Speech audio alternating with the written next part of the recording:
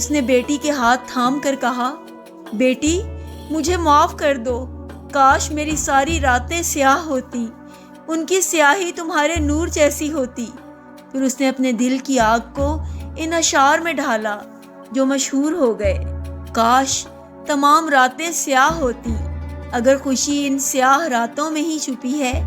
اگر وقت واپس آ جائے تو میں اسے، بیٹی کو، سب سے پہلے اور سب سے آخر تک چاہوں۔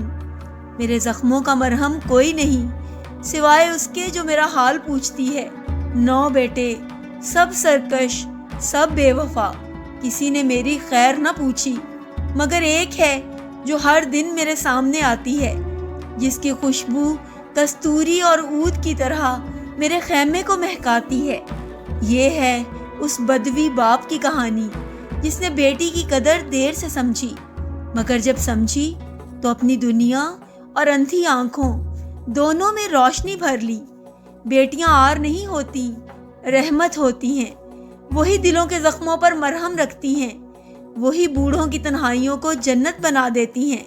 اور اگر آپ نے یہ قصہ مکمل پڑھ لیا ہے تو درود بھیجیں اپنے نبی رحمت صلی اللہ علیہ وآلہ وسلم پر، جنہوں نے فرمایا تھا، جس نے 2 بیٹیوں کی پرورش کی یہاں تک کہ وہ جوان ہو گئیں، قیامت کے دن وہ میرے ساتھ یوں ہوگا۔